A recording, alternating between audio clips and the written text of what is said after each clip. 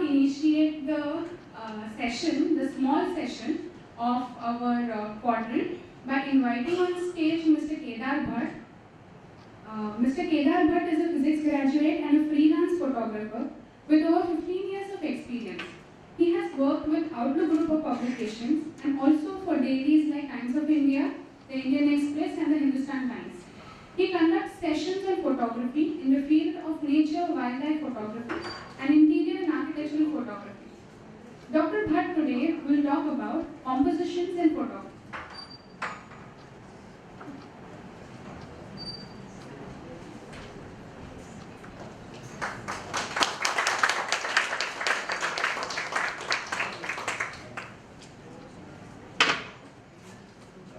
Correction, I'm not a doctor.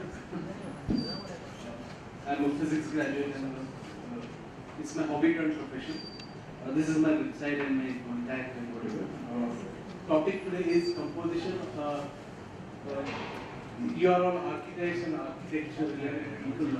I'm a physics graduate and now I do this photography and all this stuff. But composition is everywhere in music, painting, photography, architecture. So we will just, the thing that I want to just talk to you is using composition, the regular things that we observe can be, you have to look at them differently. Since it's photography, we have lenses, technical part of it, and through technology you can look at the world differently rather than your naked eye. We'll just go through some basic things of composition. What is composition? It's driving your attention. I mean, finally, why do you take a picture? You want people to look at it and appreciate it and get Facebook likes and whatever. So that's why you take pictures. So placing elements or subjects of the scene in a pleasing manner. It's like now we have a classroom here. I can just stand here and take a simple picture of you. But is it a pleasing composition? What's the point in taking that picture? So there has to be some order in it. In the sense, it cannot be a random or chaotic picture. There has to be some focal point. What do you want to show out of that entire chaotic scene? And finally, since I mean, almost everybody is having a digital camera and people are interested in photography, most newcomers, they are more interested in the lenses and equipment and the technical part of it. But believe me, that's secondary. Composition, the art part of photography is what will be your identity, not your camera or camera equipment. So that composition part is extremely important. That should be your identity, not your equipment. Equipment is necessary, it's technology, you have to use it. But finally, your identity, people like my images not because I use a Canon or an Nikon camera. So just agree to disagree. I mean, see, it's art. It's not mathematics. It's not left hand side, right hand side. It's not an equation. So most of the times, particularly in art fields, we can disagree. But most of the times, if you see a beautiful sunset, beautiful sunrise, beautiful people, faces, most of the people agree. We don't know why we agree, but there are certain rules of compositions which can be a guideline. Of course, it's art, so you cannot be totally guided by those rules. So we will see, in spite of being an art or not a mathematics or not a science, there is certain science in art also. Why we like certain faces, why we like certain things. So once we understand those things, we can make beautiful pictures, beautiful compositions, maybe paintings also. Of course, numerous interpretations possible of whatever we do, shoot, or whatever. Broadly, there has to be a element. Why do you shoot a picture? If I'm taking a picture of this classroom, I need to forget the classroom, the landscape, or any other wildlife. I need to have a focal point. Finally, what am I going to show? I'll show you some examples, real examples, where there is no focal point at all. Some bad images that I have shot deliberately to show that they are bad. And then we will have parallel images which same thing can be shot differently in a pleasing manner So we'll go through it. Then there is a structure in the sense, not physical structure, but a structure of elements of the subject, part of the whatever is there in front of the scene. So there are certain rules of composition. We'll quickly go through some rules. What all make focal elements? I mean, finally, when you analyze a picture, if you like a picture, you can analyze a picture. Why do you like that picture? So there are, firstly, as I said, a focal element. I mean, a badly composed image, it lacks any focal element, too many focal elements. Maybe a group picture, it's too many focal elements. But if I have a, say, this is a conference. So if I have a nice tight close-up of someone with a conference pad and writing something, that will be an interesting picture where there is a clear focus on what is happening. Focal elements can be depicted or pictured in number of ways. Saturation of color. In the real world, you can find areas where you have a prominent color which stands out of the crowd. So that could be your color. Saturation can be used as a focal element. For example, what I'm seeing right now, here all guys in red thing, and there's one in the white. So that's my focal point. So, I mean, it's very too simple to talk about it, but color can be, immediately my attention is drawn out of this entire crowd. So color can separate it, contrast, or maybe silhouette. So suddenly, if in a picture, if you find a place where there is a high contrast, immediately your attention is drawn at that area. Bright light and dark light. If it's a silhouette, I'll show you some real examples. So immediately, your viewer's attention is drawn in that particular area of the picture. Camera focus, now this is technical. I mean, the way you focus your lens, if it's a bird, with a wide angle you will get the bird, the landscape, everything is clear. But if I use a more bigger lens, I'll just focus the bird, everything out of focus. So my focus is clear, technically clear. And that draws the attention where the focus of that picture is. The physical focus of the lens. So that's another way you can improve your compositions. I mean the focal elements. Motion. In pictures, in photography, you can show motion by using the slow shutter speed, where deliberately you use a slow shutter speed to show motion in picture. And immediately out of that entire picture, your focus is immediately drawn to the part where something is moving. I mean, that's natural. In the entire scene, if you see something moving, you immediately first see that, then analyze the entire scene. Or maybe someone is jumping animals, whatever. We'll see some examples. Faces, immediately if you see a landscape, the moment you see some human element, a footstep, something related to humans, if you identify yourself, immediately your attention is drawn there. So personally, I like landscapes or anything where human element is included, so that we relate to that place. We also get the scale of it, whatever landscape or whatever we are shooting. So these are all things, and these are the focal element, what all influences focal elements. So guiding lines, curves, we'll see some examples where in the real world, whatever things that you see, you can make use of lines, curves in artificial places. You can make use of those curves to make your compositions and guide your attention towards some place inside a picture. Then framing, making use of natural frames, windows or whatever it is. I'll show some images where there are not windows, but there are, you can create a frame and as if you're watching through that frame. So I'll show you some images. And of course geometry, squares, rectangles, those shapes can also be used. Certain rules, quickly we'll see through them. The rule of thirds, most of you might be knowing. Rule of leading lines, patterns, find out pattern. 10 minutes left, okay, thank you. You have to find out symmetry. Okay, I'll go quickly. Symmetry, naturally, wherever you find symmetry, we like that. We like human faces because certain faces we like over other faces if we find symmetry in that faces. We don't know it, but consciously unconsciously we are watching in symmetry. Boring composition, technically it's a good image, but otherwise it's a very boring composition. But if the same picture, if you have symmetry in it, if you organize it in a proper way, this picture becomes interesting. So just wait for that right moment. Simple close-up doesn't convey anything. So there is a rule in composition called full frame, meaning fill the entire frame. Although this is not a full frame, you can have a title close-up of this person. But your focal point is absolutely clear. You want that expressions, you want that face. So rather than having that all chaos, just focus on it. Your focal element is absolutely clear. So full frame is one of the rules of composition. Same thing.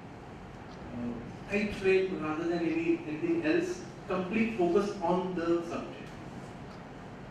A rule of thirds, most of you might be knowing, divide a frame in 3 verticals, 3 horizontals, and those cross points are your points of interest. So place the most important part of your subject at that cross point. So I'll show you one image.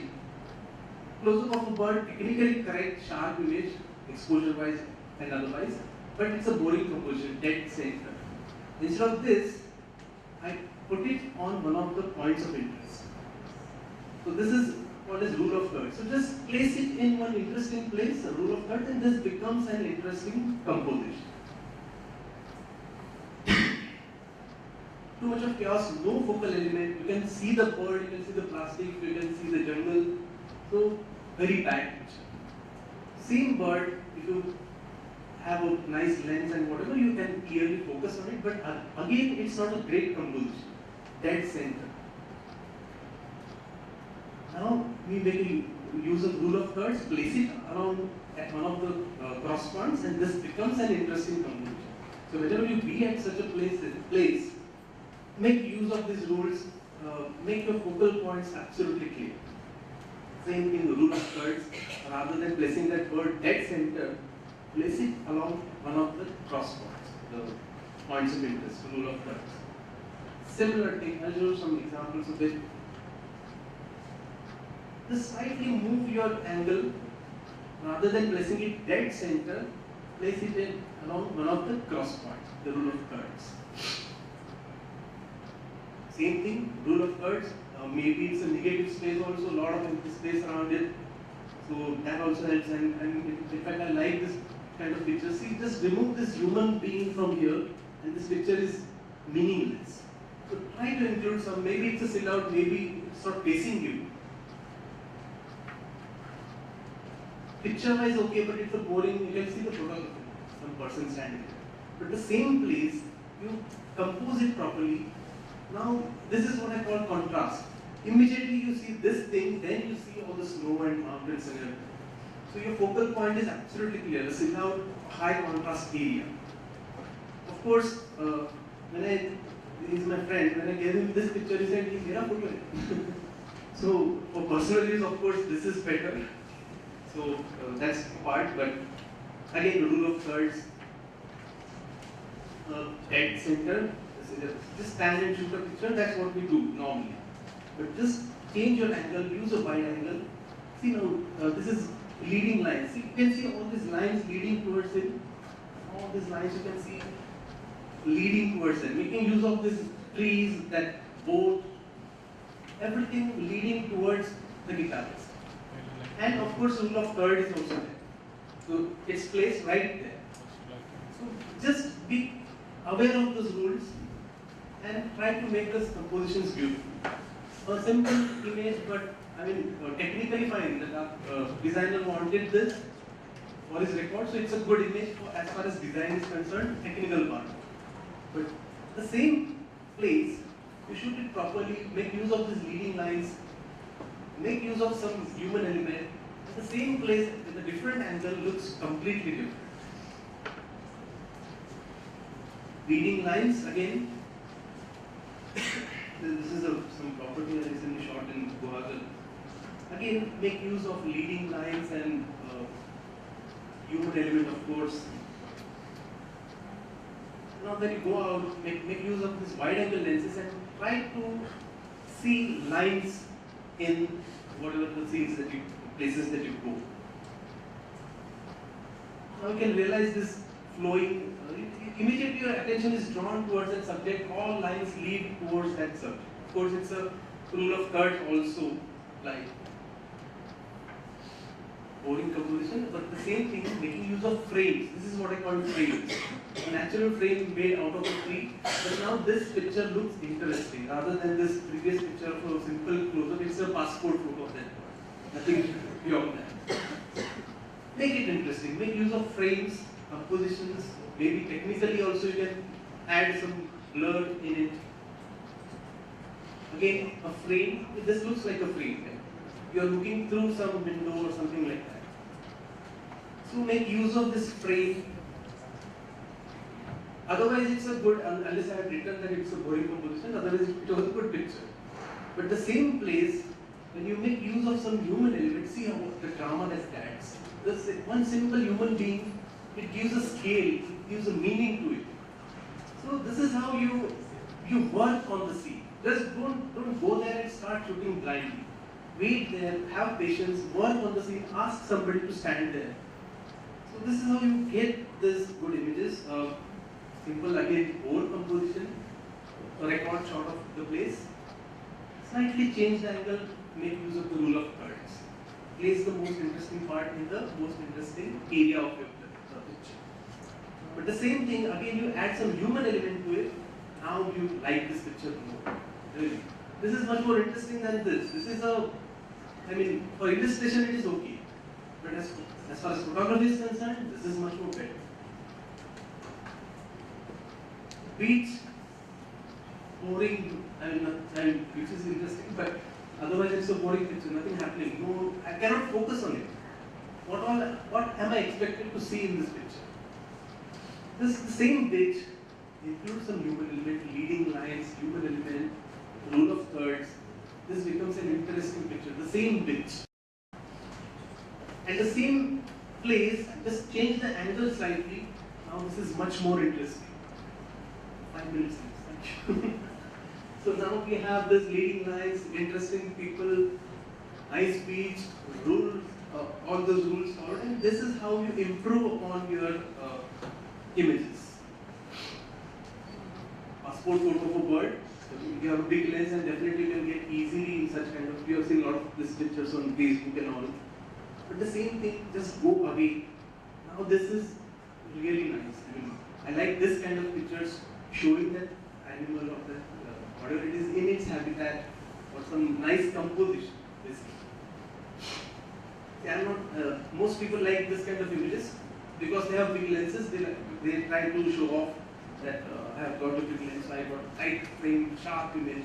But I don't personally love this kind of images. I like this kind of images where it is shown in some perspective, the bird or animal, whatever it is. A lot of space. Every time you have a big lens doesn't mean you should take close-ups of people, of elements. Give them some space. A bird or an eagle is good in its place, in that sky. So you have to have that negative space, empty space, whatever you call it. So don't lock your vision by your camera. Just use wide angles, use different techniques, different equipment. See a simple lady walking in the farm. I don't know which rule it follows, but it's an interesting image. I don't know. It doesn't definitely follow rule of thirds, maybe negative space, yes. But it's an interesting image, that's all I can say. Same thing. Contrast. So immediately your attention is drawn towards the bottom, that there is highest contrast in the image. Finally, these are big names in photography. There are no rules for good photography, there are only good photographers. It's art.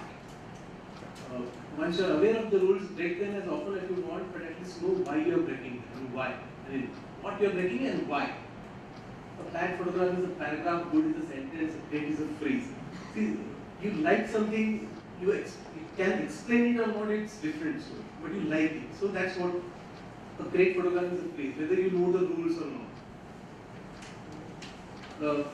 Ansel Adams again says the so-called rules of composition are inviolable, invalid, irrelevant, immaterial.